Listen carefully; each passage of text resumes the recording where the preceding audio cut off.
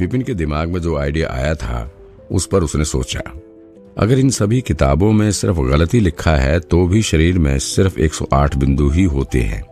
अगर मैं एक एक करके उन सभी को ट्राई करूं तो मुझे सही बिंदु पता लग ही जाएगा कि कैसे लाइन बनानी है। उन बिंदुओं को खोलना आसान था क्योंकि इंसान को सिर्फ अपनी एनर्जी को उसमें से बहने ही तो देना था। प्रॉब्लम तो उन बिंदु की सही लाइन बनाने में थी। अगर ये सारी किताबें गलत थी तो भी इन्हीं 108 बिंदु में से ही कोई ना कोई सही होगा। बाकी लोग भले ही एक एक करके सभी को ट्राई ना करके देख सकें, लेकिन उसे तो इस बात से कोई दिक्कत नहीं होनी थी। उसके पास स्वर की लाइब्रेरी जो थी, लाइब्रेरी एक एक करके गलत बिंदु उसे बताती रहेगी। जो भी बच जाएगा वही सही होगा। एक बार कोशिश करने में क्या हर्ज है। ये सोचते हुए विपिन ने बिना हिचकिचाहट के एक ब्रश और कागज उठा लिया। उसने सभी 108 बिंदु के नाम उस कागज पर लिख दिए। फिर एक किताब में जो सबसे पहले बिंदु थे वो काट दिए। उसके बाद जो बिंदु उसके लिए सही साबित हो चुके थे उन पर टिक लगा दिया। ये सब करते करते 108 में से सिर्फ 20 बिंदु ही बच गए थे, लेकिन चिंता की कोई बात नहीं थी। उसने एक एक करके पहले नंबर पर 20 बिंदु के नाम लिख कर देखे। शू, हर बिंदु पर लिखने के बाद स्वर की लाइब्रेरी में एक किताब आ जाती थी जिसमें उस बिंदु के क्रम से जुड़ी गलतियां साफ साफ लिखी होती थीं। 13वें बिंदु तक उसके दिमाग में जो किताब आई उसके अंदर एक भी गलती नहीं थी। हाँ, लगता है मैं सफल हो गया। किसे पता था कि दिल वाला बिंदु सबसे पहला होगा। लाइब्रेरी इसमें कोई गलती नहीं दिखा रही है तो ये बिंदु सही ही होगा और मुझे अगले लेवल को पार करने के लिए इसी बिंदु से शुरुआत करनी चाहिए। ये बिंदु शरीर के अंदर छिपा होता है। बिना साफ एनर्जी के एक लेवल 5 का लड़ाकू इसे ढूंढ ही नहीं पाएगा। इसलिए ही तो इस बिंदु का नाम कहीं पर भी नहीं लिखा था। सही क्रम पाकर विपिन बहुत खुश हुआ। ये बिंदु इंसान के दिल के पास होता था, बेहद ही नजदीक। ये 36 लॉक बिंदु में से एक था। जब तक किसी के पास बड़े अमाउंट में साफ एनर्जी नहीं होगी तब तक कोई इसे खोल नहीं सकता था। अगर किसी ने कोशिश की भी तो भी वो बिंदु खोलने के बजाय इंसान ही पहले पागल हो जाएगा। अगर लाइब्रेरी उसे ना बताती तो उसे यकीन ही नहीं होता कि पहला बिंदु यही होता था। तभी तो किसी को भी सही बिंदु पता नहीं था और कहीं लिखा भी नहीं था। बताओ, सब बाहर वाले बिंदु से शुरू करते थे जबकि असल में उन्हें एक लॉक बिंदु से शुरू करना चाहिए था। अब तो बस उसे सही तरह से इसी बिंदु से शुरुआत करनी थी और अब जल्दी ही वो इसे खोल पाएगा। चलो अब शुरू कर ही देता हूँ। सही बिंदु ढूंढने के बाद सब सही होना ही था। बिंदु खोलने का तरीका तो वही था, इसलिए विपिन ने भी बिना हिचकिचाहट के अपनी सारी एनर्जी उसी बिंदु की तरफ लगानी शुरू कर दी। बूम! थोड़ी देर में ही एक बड़ा धमाका हुआ और विपिन को एक जोर का झटका लगा और वो अंदर तक हिल गया। और फिर एकदम से ही विपिन को अपने दिमाग की हालत बदलती और बेहतर होती महसूस होने लगी थी। चाहे उसकी सोच हो या उसके रिएक्शन करने की स्पीड, सभी कुछ कई गुना बेहतर हो गया था। वो लेवल 6 के अंदर सही सलामत पहुंच गया था। अगर वो आंखें बंद कर रहा था तो उसे उसी बिंदु में से हल्की हल्की रोशनी और गर्माहट आती महसूस हो रही थी, जैसे एक अंधेरी रात में तारा चमक रहा हो। Good good good. उसका पहला बिंदु खुलते ही उसमें से एनर्जी तेजी से बहने लगी और उसे पता लगा कि उसकी ताकत 1 टन बढ़ गई थी। बढ़िया। अपने शरीर में हुए बदलाव देखकर विपिन को समझ आ गया था कि वो अगले लेवल में आ चुका था। बिना टेक्निक की विधियों के भी मैं सही रास्ता निकालने के लिए थोड़ा एक्सपेरिमेंट तो कर ही सकता हूँ। मैं हर तरीके से एक्सपेरिमेंट करके देखूंगा। अगर मेरे लिए 10,000 रास्ते भी निकलते हों तो भी सभी गलत रास्तों को निकालने के बाद मुझे कभी तो सही रास्ता मिल ही जाएगा। उसे इस बात से बहुत खुशी हो रही थी। उसने तो बस यूं ही एक बार एक्सपेरिमेंट करके देखा था। उसे लगा नहीं था कि वो सफल हो जाएगा, लेकिन हाँ, ये तरीका सिर्फ इसी लेवल के लिए ही था।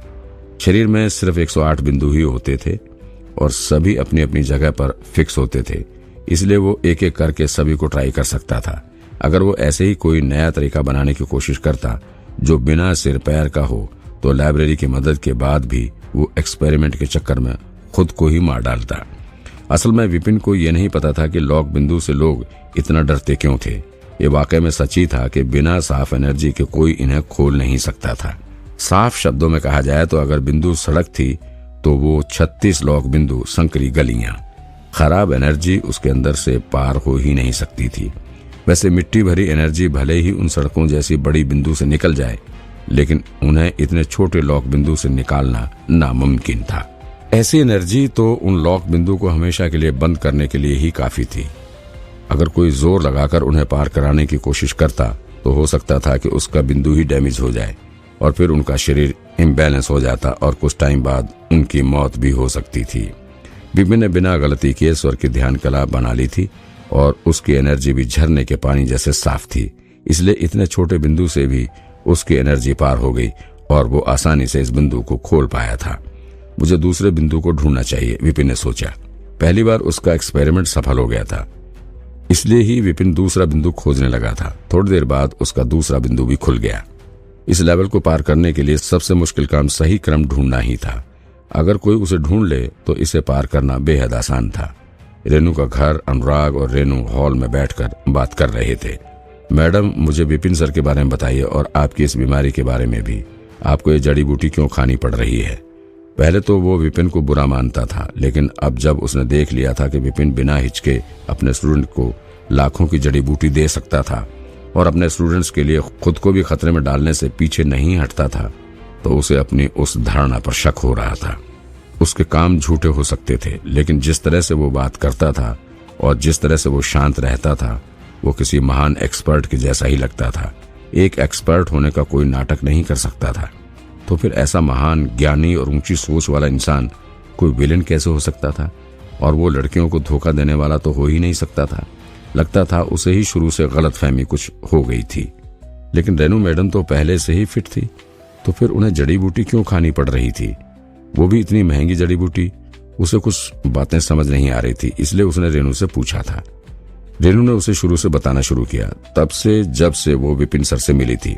विपिन सर, पहले तो मुझे भी उनके बारे में ऐसा ही लगता था, लेकिन फिर मैंने उनका टैलेंट देखा और उनके लेक्चर भी सुने। पहले अपनी बीमारी के बारे में बताते हुए उसे कंफर्टेबल महसूस नहीं होता था। पहले उसे इस बारे में बोलने में भी शर्म आती थी। उसे लगता था कि दिक्कत उसके शरीर की थी या शायद उसके दिमाग में थी। लेकिन जब उसे विपिन सर ने सही वजह बताई तो अब उसे इस बारे में बात करने में कोई दिक्कत नहीं थी। उसका शरीर फेमिनिन था और वो बचपन से ही एक फेमिनिन टेक्निक यूज कर रही थी, जिसकी वजह से उसके शरीर का बैलेंस बिगड़ गया था और फेमिनिन एनर्जी इकट्ठी होती जा रही थी। अगर उसकी मेंटल पावर इतनी अच्छी ना होती तो वो कब का ये सब छोड़ चुकी होती या फिर पागल हो गई होती। फेमिनिन बॉडी मैडम की फेमिनिन टाइप की एनर्जी है और हम में से किसी को भी पता नहीं चला। हमने तो उल्टा उन्हें ऐसी टेक्निक करने को दिया था जो फेमिनिन एनर्जी को ही इकट्ठा करती थी। ये जानकर उस लड़की को कितनी परेशानी और दर्द झेलना पड़ा था इन सालों में। अनुराग के तो चेहरे का रंग ही उड़ गया। अनुराग भी रेनू के पिता की उम्र के ही थे। वो भी रेनू को अपनी बेटी जैसा ही मानते थे। अगर विपिन सर ने उस दिक्कत की जड़ ढूंढ कर ना निकाली होती तो ना जाने उनकी मैडम को कितना दर्द झेलना पड़ता और तब पता नहीं वो खुद को इस मुसीबत से निकाल भी पाती या नहीं। उनका सीनियर होने के बावजूद भी वो और उसके पिता भी, जो इतने सालों से रेनू के साथ ही थे, उन्हें भी इस बात का अंदेशा तक नहीं हुआ था। अपनी इस नाकामी से उन्हें खुद पर भी गुस्सा भी आ रहा था और शर्म भी। वहाँ केमिस्ट ग्रुप में उसने सुना था कि रेनू मैडम के शरीर में कोई खासियत थी, लेकिन वहाँ उसका उनसे इस खासियत के बारे में पूछना ठीक नहीं था। फिर भी उसने सपने में कभी नहीं सोचा था कि वो खासियत इस तरह की होगी और एक गलत टेक्निक से इतना गलत असर उनकी मैडम के शरीर पर पड़ेगा। अगर विपिन सर इतने टैलेंटेड हैं तो फिर उनका नाम पूरे स्कूल में बदनाम क्यों है? अनुराग ने पूछा। रेनू की पूरी बात और विपिन के टैलेंट के बारे में सुनने के बाद ये तो साफ था कि विपिन जीनियस था और उसके जैसा टैलेंट कम ही लोगों में देखने को मिलता था।